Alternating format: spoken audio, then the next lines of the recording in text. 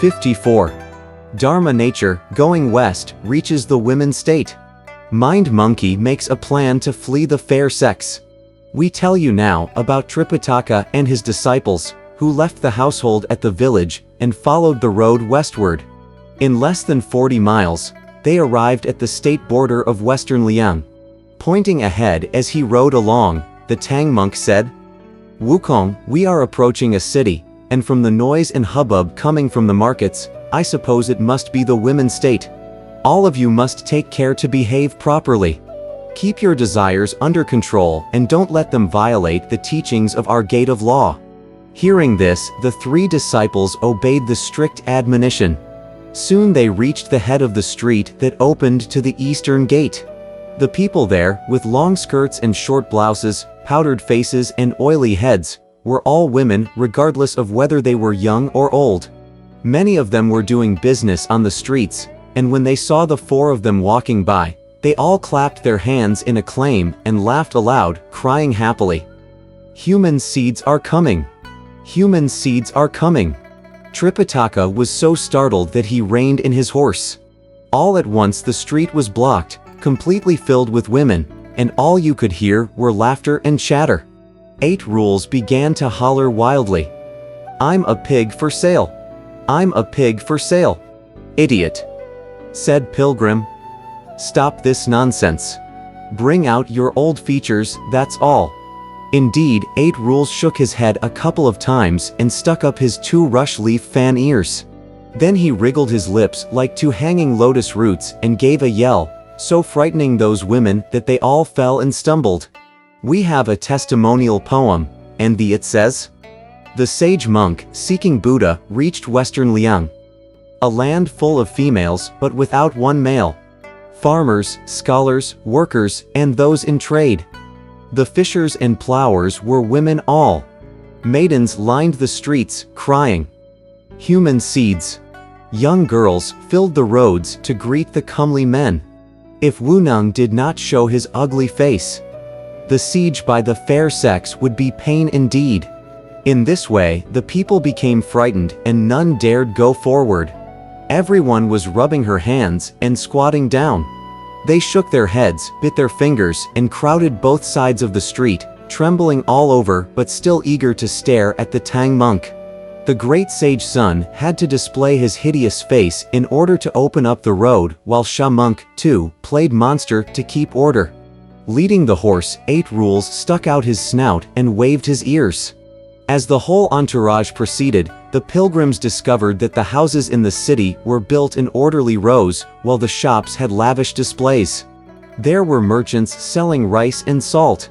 There were wine and tea houses. All bell and drum towers with goods piled high. Bannered kiosks and hostels with screens hung low. As master and disciples followed the street through its several turns, they came upon a woman official standing in the street and crying, "Visitors from afar should not enter the city gate without permission. Please go to the post house and enter your names on the register. Allow this humble official to announce you to the throne. After your rescript is certified, you will be permitted to pass through." Hearing this, Tripitaka dismounted. Then he saw a horizontal plaque hung over the gate of an official mansion nearby, and on the plaque were the 3 words, "Male reception, post house." "Wukong," said the elder. "What that family in the village said is true. There is indeed a male reception post house." "Second elder brother," said Sha monk, laughing. "Go and show yourself at the pregnancy reflection stream, and see if there's a double reflection." 8 Rules replied, "Don't play with me. Since I drank that cup of water from the abortion stream, the pregnancy has been dissolved. Why should I show myself?" Turning around, Tripitaka said to him, "Wu Neng, be careful with your words." He then went forward to greet the woman official, who led them inside the post house. After they took their seats in the main hall, the official asked for tea to be served. All the servants working here combed their hair into 3 braids, and their garments were worn in 2 sections. Look at them. Even those serving tea were tittering. In a moment, they finished tea, and the official rose and asked, "Where did the visitors come from?" Pilgrim replied, "We are people from the land of the East, sent by imperial commission of the great Tang Emperor to worship Buddha in the Western Heaven and to seek scriptures. My master, the royal brother of the Tang Emperor, bears the title of Tripitaka Tang. I'm Sun Wukong, his eldest disciple, and these two, Zhu Wuneng and Xiao Wujing, are my brothers. There are 5 of us altogether, including the horse. We have with us a travel rescript, and we beg you to certify it so that we may pass through." After the woman official wrote this in the register with a brush, she came forward to Kowtow, saying, "Venerable fathers, please pardon me. This humble official is the clerk at the mail reception post house. I did not know that such dignitaries from a noble nation were on their way, and therefore I did not go to a distance to meet you." After she kowtowed, she rose and immediately gave an order to the housekeeper to prepare food and drink. "Let the venerable fathers sit here for a while," she said. "And this humble official will enter the capital to present a memorial to our ruler. We will certify your rescript and use our seals, so that you can be sent on your way to the west." Delighted, Tripitaka sat down, and we shall leave him for the moment. We tell you now about that clerk of the post house who, after she had put on the proper attire, went to the 5 Phoenix Tower inside the capital, and said to the custodian of the Yellow Gate, "I'm the clerk of the mail reception post house, and I must have an audience with the throne." The Yellow Gate at once presented the memorial, and the clerk was summoned up to the main palace hall. The queen asked, "Why does the clerk of the post house wish to see us?" "Your humble subject," said the clerk, "has just received in the post house Tripitaka Tang, the royal brother of the great Tang Emperor in the land of the East. He has 3 disciples by the names of Sun Wukong, Zhu Wuneng, and Xiao Wujing. There are altogether 5 of them, including a horse. They are on their way to seek scriptures from the Buddha in the Western Heaven. I have come especially to report this to my queen, and to ask whether they may have their travel rescript certified and the permission to pass through." When the queen heard this report, she was filled with delight. "Last night," she said to the civil and military officials, "we dreamed that luminous hues grew from the screens of gold. Refulgent rays spread from the mirrors of jade. That had to be a good omen for today." "Mistress," said the women officials in unison as they prostrated themselves before the vermilion steps, "how could you tell that it was a good omen?" The queen said, "This man from the land of the East is a royal brother of the Tang court. In our country, the rulers of various generations since the time when chaos divided had never seen a man come here. Now the royal brother of the Tang Emperor has arrived, and he must be a gift from heaven.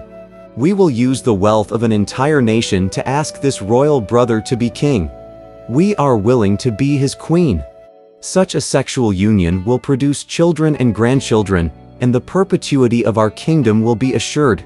When you consider this, is not our dream a good omen?" The women officials all kowtowed to express their delight and acclaim.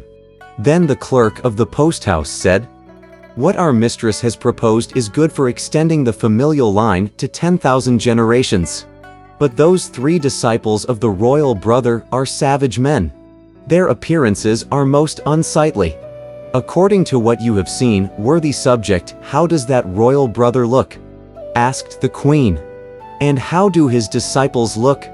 "The royal brother," said the clerk, "has features most dignified and handsome, truly befitting a man who belongs to the heavenly court of a noble nation, the China of South Jambudvipa. His 3 disciples, however, have such savage looks that they appear to be spirits." "In that case," said the queen, "let us provide his disciples with some supplies and certify the travel rescript for them. We shall send them off to the Western Heaven, and only the royal brother will remain here. Anything wrong with that?" Again the officials bowed to say, "The words of our mistress are most appropriate, and your subjects obey your instruction. The affair of marriage, however, requires a matchmaker, for as the ancients have declared, the marriage contract depends on red leaves. A couple's joined by the Moon Man's scarlet threads. We shall follow the counsel of our subjects, replied the queen. Let the present grand preceptor serve as our marriage go-between, and the clerk of the male reception post house as the one who officiates the ceremony. Let them go first to the post house to propose to the royal brother. If he consents, we shall take our carriage out of the capital to receive him. The grand preceptor and the clerk accepted this decree and left the court. We now tell you about Tripitaka and his disciples, who were just enjoying their vegetarian meal at the hall of the post house when someone came in to report. The grand preceptor and our own governess have arrived. Tripitaka said. Why does the grand preceptor come here?